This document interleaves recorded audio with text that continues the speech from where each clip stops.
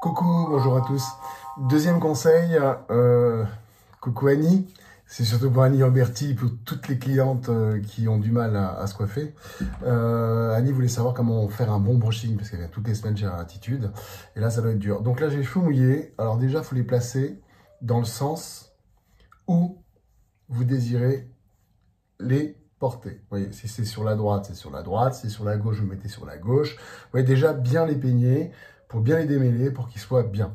Après, si vous désirez garder un effet mouillé, il faut bien mettre du spray, de la laque, ou tout produit qui va pouvoir, comme la béchamel, il faut de la farine, et bien là, il faut de la laque. Vous voyez, on ne va pas donner la marque, peu importe, pour les fortifier en racine. Vous voyez, déjà, ils tiennent un peu tout seuls. Si je me rapproche, ça se voit. Après, on cherche sa coiffure.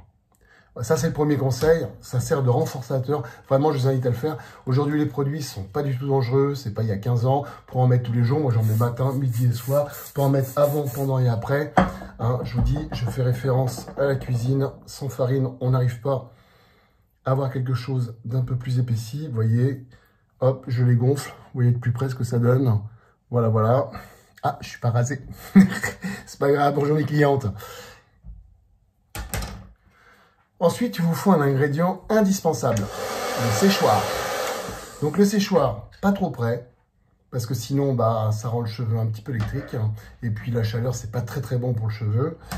La brosse, bien sûr. Voilà, parce que cette brosse-là, on fait un mouvement en arrière, on tourne le poignet vers l'avant, on chauffe. Vous voyez, quand je lâche, ça tient tout seul. Après, je vous invite à bien mettre la tête en bas, à bien gonfler les racines. Parce que, comme une bonne fondation de maison, et ben, si la racine, elle est mal séchée, elle est plate, il faut bien tourner, vous voyez, pour donner un maximum de volume. Donc, pour les froisser, j'aplatis pas, vous voyez, je pose la paume de ma main, sur le cuir chevelu, je tourne, mais sans aplatir. Le fait de faire ça, on appelle ça du froissage, vous voyez, je lâche, ça gonfle. Comme le mouvement de brosse que je vous disais tout à l'heure, parce qu'avec le séchoir, peut-être qu'on n'entend pas, on va en arrière, on tourne la brosse vers l'avant, on la sèche en racine, on lâche, et ça gonfle également.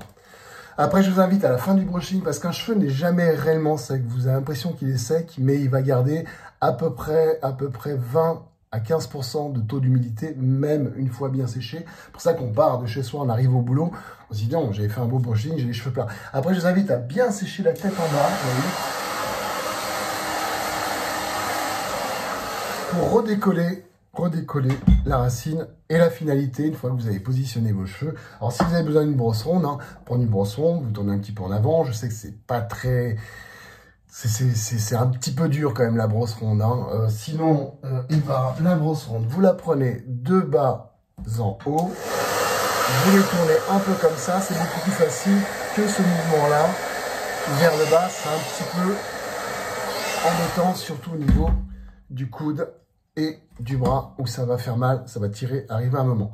Alors, n'hésitez pas avec tous ces conseils-là. 1, vous mettez de la laque, du spray, du gel, ce que vous voulez, en racine mouillée. Si vous voulez l'effet mouillé, vous positionnez votre coiffure, vous partez, ça tient toute la journée. Moi, c'est ce que je fais en ce moment. Si vous voulez un petit brushing rapide, sympa, ce qu'on appelle un effet de coiffage, voilà, c'est simple, c'est de la mise en place, c'est même plus un brushing, mais c'est encore mieux des fois.